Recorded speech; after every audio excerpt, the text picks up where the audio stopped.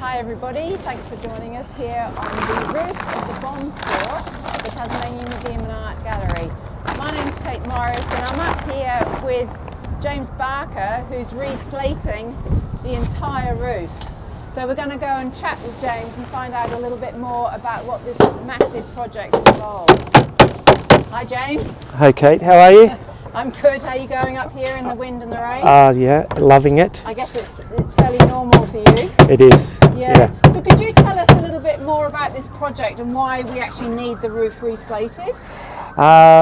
So this project, I think it's been an ongoing issue for quite a while. There's been a lot of leaks and restoration done over the years. And it just got to the point where internally the slates were delaminating and dropping inside the museum space, the underside, so they were at the end of their usable life.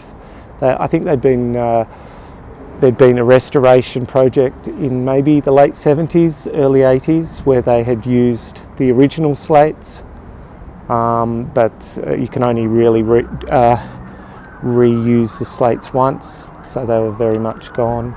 Yeah. So when you say the original slates, were they the original slates from 1824 or has it been re-slated since then? I'd say it was a mixture of slates. There was a section here, just here, where I feel like when they did that, the restoration, they probably, I mean you always do, but they would have lost maybe a third of the overall slates. Mm-hmm. So they had to take off a section, put modern slates in this corner, which was, low visibility, and use the older slates around the roof. Mm. Yeah. It's obviously highly specialised work, and you have probably been doing this for a while, have you? Yes, so you've done long enough. Yeah, we've done. I learnt it from my father, who we had stonemason heritage from my grandfather and his brother. They ran a quarry in Lebanon. Really? Yeah. A slate quarry? Yeah. No, not a slate. A stone quarry. A stone quarry. Yeah. For the stonemasons. Yeah. So. Right, and I'm from Wales, which we have a lot of slate roofs. You do have a few there. I've seen a few slate roofs. You have. So this looks like quite a big project. It's actually very big. Yeah. It is. Yeah. For the individual faces, this face and the northern face, or the north, whatever. They're large areas. It's technically actually quite challenging because of the unbroken size of the roof. There's nowhere to really hide the straight lines. You've got to be very precise in everything. Yeah. Yes, no, I've seen the work you've already done, and I must say it does look beautiful. Thank you. It's very kind. I don't know much about slating, but can you tell us a little bit more about how you have to prepare the roof and then what it actually involves? So what we chose to do as part of the proposal for this project was to put, is there any here? No, there's not, but you can hear underneath this felt is actually plywood. Right. Which we've painted on both sides with a charcoal coloured black. It's a matte black, and the point of that was so that when you're inside the museum space, you're looking up, and it should just be this dark void that has no kind of depth to it. It's an infinite void. Yeah. No, I understand. Yeah. So you get lost in the whole space. Exactly, because. You have to put this felt down, which is a sarking, which is a waterproofing and a insulating felt. It's a breathable membrane. It's called Clobber. It's out of Germany. It's excellent. And the underside of it is this light grey. Mm-hmm. So if inside the museum space, if you could see that, it would look quite ugly. Yes, it would. Over a whole roof, and it would detract from the the theatrics of the roof. So that has made it a much bigger project just in itself. Not only it's two roofs, but you're actually essentially two roofs. Yeah, we're going from this project to another project in just outside of Launceston, Mount Pleasant, and that whole project on the mansion will be, and there's a lot more slate, a lot more angles, but it will probably be the same amount of time. Right. Because essentially we've done two roofs here. Yeah. So obviously at some point you had to order the slate, which must have happened ages ago. It has, yes. So where did... So this is actually called Del Carmen, Spanish Del Carmen Ultra, which is, so I'm not sure if you're aware, but there's a supply chain or supply shortage of Welsh slate. Yes, I have heard. Yes, it's incredibly difficult to get hold of now. There's varying reasons for it, but could have to do with major projects in the UK and the Northern Hemisphere. And a pandemic, maybe? Well, the quarry shut down to about 60% capacity during the pandemic. Right. I'm not sure if it's back up at the moment. But yeah, I definitely the pandemic had a So impact. how long ago did you, so we're in, where are we? We're in August just, We are. 2022. So how long ago did you have to order the slate? Well, this slate, I started the conversation when I first put in my tender beginning of last year, maybe. Right, yeah. yeah, So so it it's takes been a time. long process. So that Yes, indeed. Yeah. So could you explain to us how you do it without, you know, being too technical? Because it's quite I'll go from the beginning. Yep. When we're doing re-roofing, we remove the old slates, the old timber battens, which there are none left, and then we put, in this case, we've put the plywood down, 7mm brace ply, and over the top of that we've put the felt.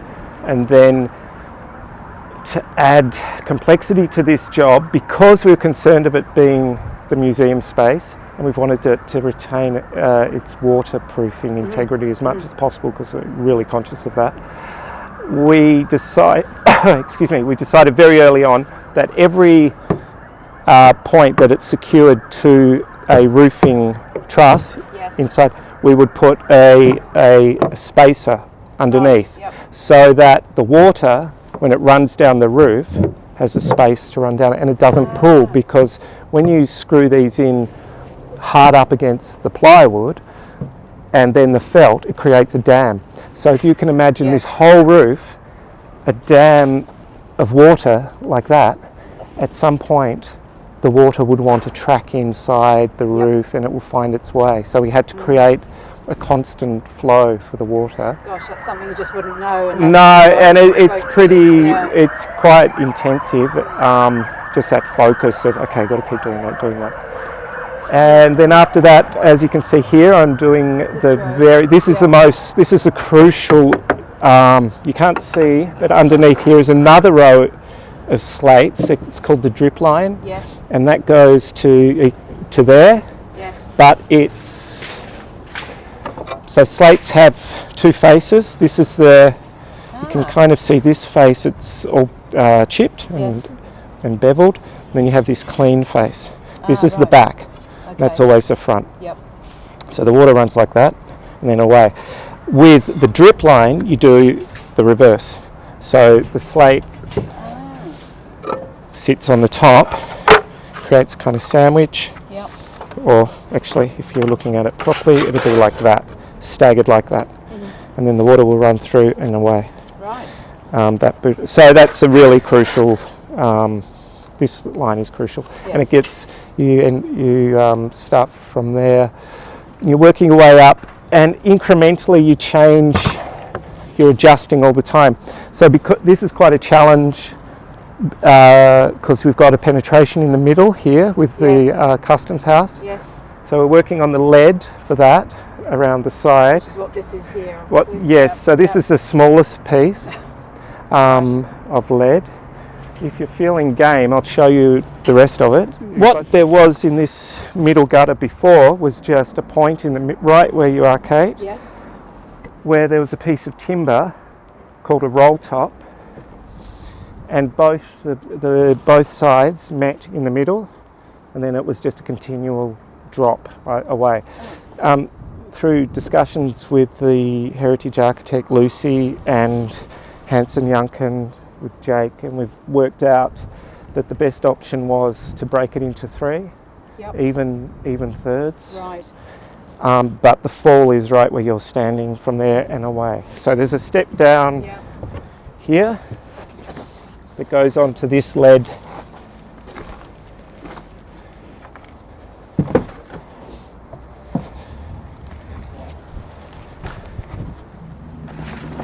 Oh, isn't that posh? Wow. Yeah, so this goes, yeah. Yeah. So this is almost one whole roll of lead. Yep. So this piece weighs about 140 kilos or 15 kilos, depending on who you're talking to. Yeah, so it's quite difficult actually. We had to bring it in as a whole roll, as a roll, but some of the bossing, I had to pre-shape it to about here, and then had to bring it in as a roll, and then do the rest of the bossing, which is the shaping of the lead in situ. Yeah. So this is the first piece. Yes. There'll be another piece up that end, Yes. identical, Yes. a bit bigger actually, and then there'll be a middle piece that'll sit over both of these pieces. Then there'll be a flashing, called a hanging flashing, which is essentially cut into the wall. Yeah. And we use little wedges, lead wedges, every 500 to secure it in, and then we point that. That's waterproof, so that'll come down to about there. Yeah. There's so much more to it than one would. There's a lot. No one's ever going to see this, which is No, you know, but it's so important. it's crucial. To keep it watertight. Absolutely. And So that brings me to yes. the sides with the slate. Yes. Because you've got this imbalance, Yes. it's not even on that side to this side. So you bring it up to this, these are the battens, you bring it up to this batten on both sides, and then we'll have from here up, it becomes a continually straight, perfect line, and it's even all the way up. We can adjust by millimeters at one end if we need to, and that kind of keeps it moving up. Right. The most important thing is that visually, when you're looking at the horizontal lines, they're as straight as possible. Yeah. Otherwise Yeah. it's... On the other side, in the middle, we start from the middle and work out so that we can have straight vertical lines as well, which are really hard to keep. Yeah, Because I can imagine. once you start 1 or 2 millimeters, the slates aren't perfect because they're Yeah. Safe. natural. That's why I don't like man-made slate, because they are perfect and right. it just looks perfect. Yes. Yeah. Yeah. Don't like no. it. It's not good. It's, Part of the process is the chalk line, mhm. and that enables you to vary. Oh, that's the blue. Yes. Oh. So you start. This one is 200. Actually, I've moved it up, so it's 205 millimeters. Yep. And then the next one will be 205 again, but then you see here at the top, this space here is the same all over the roof. Right. Because we use the same spaces for the whole roof. Yep. But it doesn't mean that the spacing stays the same with the slate. So you've got to be constantly Yes. adjusting Yes. as you you're working, which is so it requires a bit of focus, which is good. I was going to say you really need to be. on You your do, phone when yeah, you're yeah, doing this. you Yeah. do. Yeah, right. Okay, so actually laying the slate, Yes. is that how you refer to it? Laying the slate? Sure, Okay. yep, How yep. does that actually happen? So all the slates vary in thickness. This is, you can feel the weight. Do you want to? This one's kind of. Oh, it's quite light actually. That's a medium. Not like the lead. No, whereas this one Yes. I'd classify as a Oh, thick. that's a lot heavier. Yeah.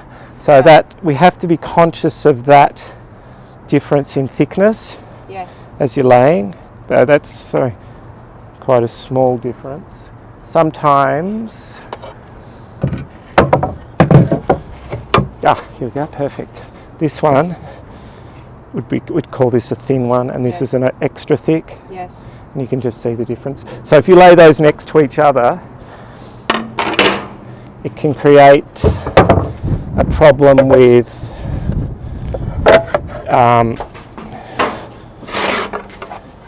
it's hard to see it, but No. Yeah. creates a step down there. Yes. So that, like that, isn't such a problem. But when you lay the next one top, Level. it's not going to be level. Yeah, yeah. So you've constantly got to be adjusting for that. The other issue, particularly on this roof, and we've made some adjustments for it, through the middle, the midsection was the worst, but is this wave of, it's really quite It's not bad. actually flat. No, not at all, not at all. And that in turn means that the top leading edge of the slate can sometimes drop down, Yeah. and that will kick that up, the bottom up.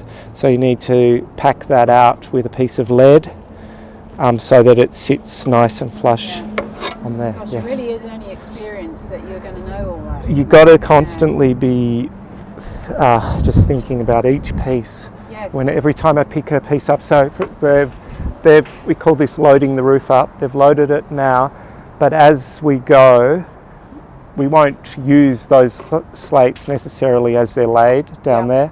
We'll be constantly sorting them, Assessing lifting each. them, feeling them, not tasting them, but you know, Getting close. it's getting close to it. Yeah. And sometimes, if you're not sure, and you feel like a slate has, it's hard to explain, but you'll feel that there's some sort of fracture within it. You can tap it, so that sounds quite nice. It's got that sharp sound, whereas if there's a crack somewhere within it, there'll be a dull resonance. Yeah, exactly. So do you do that for every slate? No, it's only if you feel it. Feel it. Yeah. It's, and with this roof, I really haven't felt that.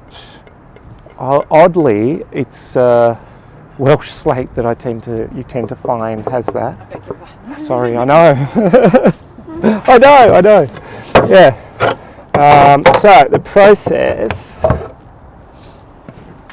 So you've got these holes. They're already pre-punched in the quarry.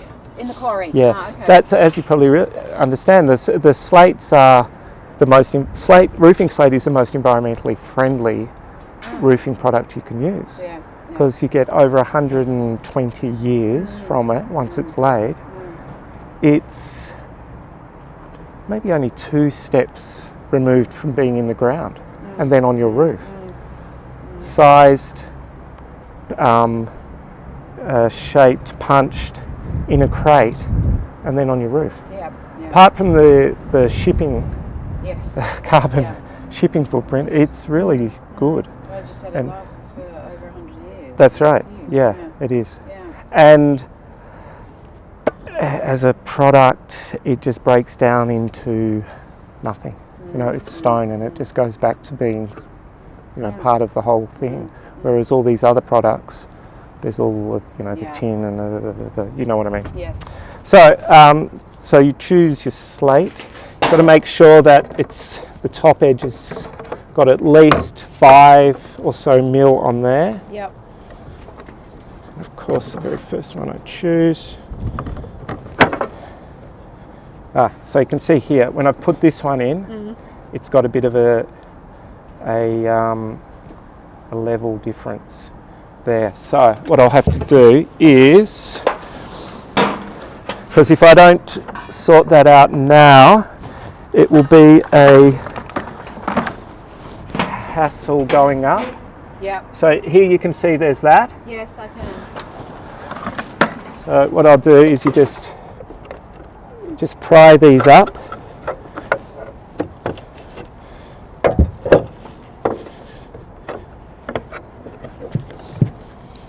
Oh, and I spoke to my supplier. These are from Belgium, these clouts. I wanted to ask, clouts? Yeah, clouts. Not nails? No, not nails. What's the difference between a clout and a nail? A nail, I guess, is just more of a bullet head, isn't it? Clout. Right, so that's a clout. Yeah. Right, never heard that word before, apart from hitting something. Yeah. So here, I should remove this one, otherwise it's going to be a problem. Problematic. Yeah. So you just, as best you can, you don't want to destroy the slate. Slating hammers. Yeah. So this is a German slating hammer. Beautiful, isn't it? It is. you like to hold it? I would. Love nice tools. Gosh, that's a tool. Yeah. It's got two sides, a flat side, and if you have a look at the face of the actual hammer here, that side is flat. Yeah. And that's got that. Oh yeah. Yeah, so you can actually, if you don't have this, you can use that to pull out nails. Yeah. All right. So this one, I'm going to. So when we get a crate of slate, part of the rest of the team's process is they have to sort them out, as well as mixing them up, so that we're not, if there's a vein or a discoloration that's just in that crate of slate, we don't just put it in one area. You need to kind of spread it out. Given the natural nature of slate, you can't guarantee that, because in the quarry they're not doing that, they're just putting it in the crate. Where we try, so that I don't spend all the time slating, sorting through and putting, because this one is really heavy. Oh, it is. It's much heavier than Yeah, so that one I shouldn't have put that down. In fact, I probably won't end up using that one because it's just too heavy. Have you put down every single slate? Yeah. Yeah, you get very personal, you have a very personal relationship with the slate. So this one's a bit better maybe, but as I was saying before, it's about the relationship between the two slates next to each other, because it affects the next one above it.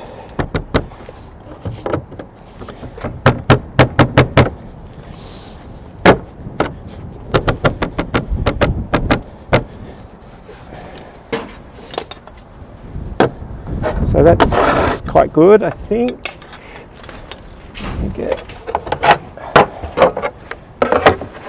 There we go, that feels so much better. So it sits much flusher.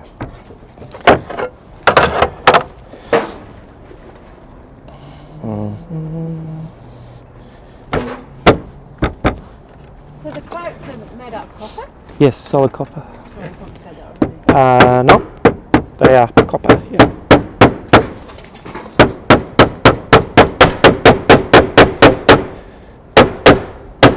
So you just run your finger over each one just to make sure that it's not above the hole. Yeah.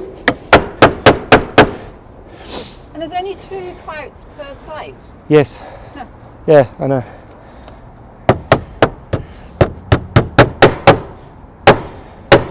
But the next slate locks this slate in anyway. Yes. I mean, you could get away with just one clout. You wouldn't, but it's never going to move. It's like a perfect pattern. It is. Also, the uplift in this, for this particular roof, normally a roof has a ceiling in it, so it creates that void, so there's not as much uplift. I would imagine that if you put a GoPro on the old roof here for a year and time-lapsed it, you would have seen it breathing. And the museum is going to save so much money on heating and cooling costs with this, because each one of these creates a void, which is thermal insulation, plus the plywood, plus the felt. Because this felt has almost an R1 rating, which for a material like that is pretty good. So thank you very much for taking us through, you know, what this amazing job entails, and it really does give you a deep appreciation of the talent and skill that is required to do something like this. So I appreciate that a lot. So much. It means a lot. Yeah, and thanks, Veronica. Thank you, Veronica.